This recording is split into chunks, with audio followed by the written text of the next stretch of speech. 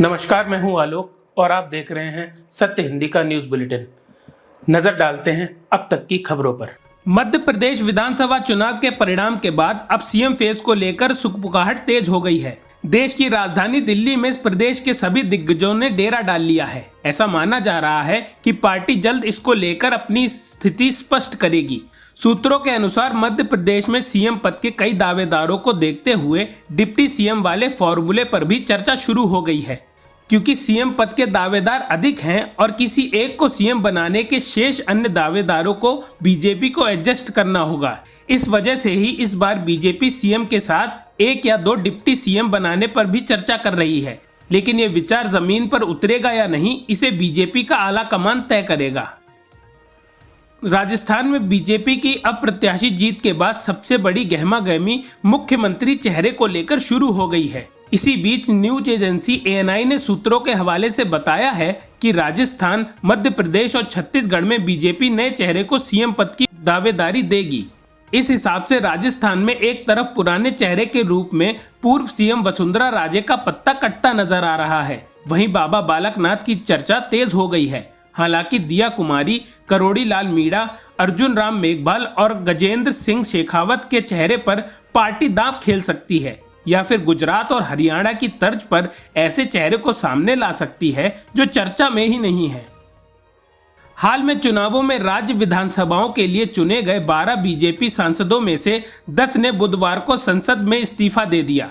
बाकी 2 भी अपना पद छोड़ देंगे। अधिकारियों ने बताया कि इस्तीफा देने वाले 10 लोगों में केंद्रीय मंत्री नरेंद्र सिंह तोमर और प्रहलाद पटेल समेत 9 लोकसभा सांसद और 1 राज्यसभा सदस्य शामिल हैं। न्यूज एजेंसी PTI ने सूत्रों के हवाले से बताया कि 2 और सांसद केंद्रीय मंत्री रेणुका सिंह और महंत बालकनाथ भी लोकसभा से इस्तीफा देंगे। ये कदम मध्य प्रदेश, छत्तीसगढ़ और राजस्थान में नए मुख्यमंत्रियों को चुनने की पार्टी के नेतृत्व की प्रक्रिया का हिस्सा है। इस्तीफा देने वाले अन्य सांसदों ने दिया कुमारी, राजवर्धन सिंह राठौर और राकेश सिंह शामिल हैं। मध्य प्रदेश का अगला मुख्यमंत्री कौन बनेगा? बस यही वो सवाल है जिसका जवाब इस वक्त मध्य प्रदेश की राजधानी भोपाल से लेकर देश की राजधानी दिल्ली तक में खोजा जा रहा है। सुबह से ही दिल्ली में मध्य प्रदेश को लेकर बड़े घटनाक्रम लगातार जारी हैं। विधानसभा चुनाव जीते सभी सांसदों के इस्तीफा होने के बाद अब बड़ी खबर ये सामने आ रही है कि शिवराज सिंह चौहान का पत्ता कट सकता है। सीएम पद की दौड़ से शिवराज सिंह चौहान इस बार बाहर किए जा सकते हैं। फिलहाल जो नाम अभी भी सीएम पद की दौड़ में चल रहे हैं उनमें प्रमुख हैं नरेंद्र सिंह तोमर, प्रहलाद पटेल, ज्योतिरादित्य सिंधिया, कैलाश विजयवर्गीय, VD शर्मा, सत्यनारायण जटिया, वीरेंद्र खटीक। अब देखना होगा कि बीजेपी इन नामों में से किस पर दांव खेलती है, किसे मध्य प्रदेश का अगला मुख्यमंत्री चुनती है। राजस्थान चुनाव में कांग्रेस की हार के साथ ही अब पार्टी में घमासान मच गया है। अशोक गहलोत के OSD रहे लोकेश शर्मा लगातार निवर्तमान सीएम पर हमला कर रहे हैं। गहलोत को इस हार का जिम्मेदार ठहराते हुए उन्होंने कहा कि कई कारण हैं जो कांग्रेस की हार का कारण बने। अब उन्होंने गहलोत के पुत्र वैभव गहलोत का जिक्र करते हुए बड़ा हमला बोला है। लोकेश शर्मा ने लाल डायरी का एक पन्ना सोशल मीडिया अकाउंट पर शेयर किया। इस पोस्ट में उन्होंने लिखा, जो बात मैं चुनाव के बाद बोल रहा हूं वो लाल डायरी में मुख्यमंत्री के पुत्र के नाम से पहले ही लिख दी गई है, जिसमें वैभव गहलोत ने हवाले से लिखा है कि पापा सरकार नहीं बना पाएंगे, उन्हें राजनीतिक व्यक्तियों से घृणा हो जाती है। नवनिर्वाचित छत्तीसगढ़ विधानसभा में 90 विधायकों में से 17 ने अपने खिलाफ आपराधिक मामले घोषित किए हैं, जिसमें से 6 पर जानबूझकर चोट पहुंचाने और आपराधिक धमकी देने जैसे गंभीर आरोप हैं। गैर लाभकारी संस्था छत्तीसगढ़ इलेक्शन वॉच और ADR की एक रिपोर्ट के अनुसार 90 नवनिर्वाचित विधायकों में से 17 ने अपने चुनावी हलफनामे में अपने खिलाफ आपराधिक मामले घोषित किए हैं। इसमें कहा गया कि उनमें से 6 विधायकों ने अपने खिलाफ गंभीर आपराधिक मामले घोषित किए हैं। भाजपा के 54 विधायकों में से 12 और कांग्रेस के 35 विधायकों में से 5 अपने खिलाफ आपराधिक मामले घोषित किए हैं। इस तरह भाजपा के 4 विधायक हैं और कांग्रेस के 2 विधायक हैं जिन्होंने अपने खिलाफ गंभीर आपराधिक मामले घोषित किए हैं। अमेरिका स्थित खालिस्तानी नेता गुरपतवंत सिंह पन्नू द्वारा कथित तौर पर 2001 में संसद हमले की बरसी पर 13 नवंबर को संसद की नींव हिलाने की धमकी देने वाला एक वीडियो जारी करने के बाद पुलिस हाई अलर्ट पर है। पन्नू इस समय सुर्खियों में है। हाल ही में भारतीय अधिकारी पर आरोप लगा है कि भारत में बैठकर अमेरिका में पन्नू की कथित हत्या की कोशिश की साजिश रची गई है।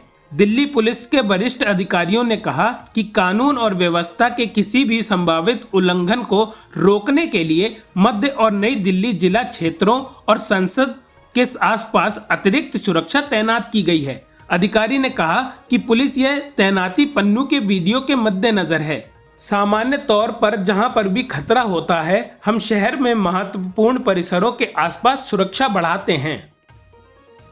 डॉक्टर भीमराव अंबेडकर की पुण्यतिथि पर उन्हें श्रद्धांजलि अर्पित करते हुए बसपा प्रमुख मायावती ने बीजेपी पर जमकर निशाना साधा। मायावती ने सरकार द्वारा 81 करोड़ लोगों का सरकारी अन्न से पेट पालने, उन्हें सरकारी अन्न के लिए मोहताज बनाने पर कहा कि ये दुर्दशा तो आजादी का सपना नहीं था और ना ही कल्याणकारी संविधान बनाते समय बाबा साहेब डॉक्टर भीमराव अंबेडकर ने ऐसा सोचा था। यह स्थिति अति दुखद है। उन्होंने कहा कि देश में रोजी रोटी का अभाव, महंगाई की मार, आम आदमी अठन्नी भी नहीं पर खर्चा 1 रुपया होने के कारण गरीब, मजदूर, छोटे व्यापारी, किसान, मध्यम वर्ग सहित सभी मेहनतकश समाज की हालत त्रस्त और चिंतनीय है।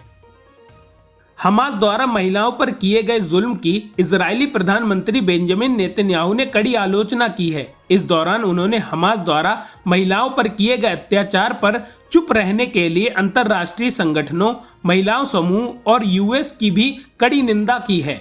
इसे लेकर नेतन्याहू ने सवाल उठाते हुए एक्स पर एक पोस्ट में कहा कि मैं महिला अधिकारी संगठन से लेकर मानवाधिकार संगठनों से यह कहना चाहता हूं कि आपने इजरायली महिलाओं के साथ हुए दुष्कर्म के बारे में सुना होगा, लेकिन उस पर आपने कुछ नहीं कहा।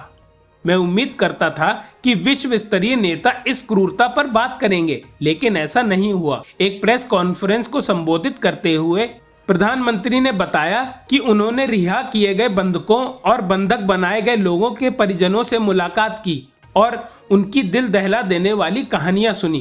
प्रधानमंत्री ने कहा कि मुझे दुष्कर्म की दर्दनाक कहानियां बताई गईं। आरजेडी उपाध्यक्ष निशिकांत तिवारी को मानहानि के एक मामले में 1 साल की सजा सुनाई गई है। हालांकि सजा सुनाए जाने के कुछ देर बाद ही उन्हें जमानत मिल गई। दरअसल ये मामला जेडीयू नेता संजय झा को अपशब्द कहने से जुड़ा है।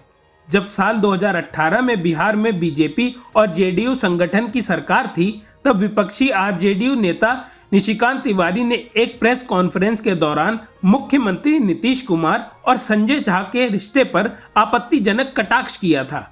वहीं जेडीयू नेता संजय झा ने इसे लेकर निशिकांत तिवारी के खिलाफ मानहानि का केस किया था, जिसका फैसला कोर्ट द्वारा अब 5 साल बाद सुनाया गया है। अब तक की खबरों में बस इतना ही। आगे की खबरों के लिए बने रहिए सत्यहिंदी.com पर।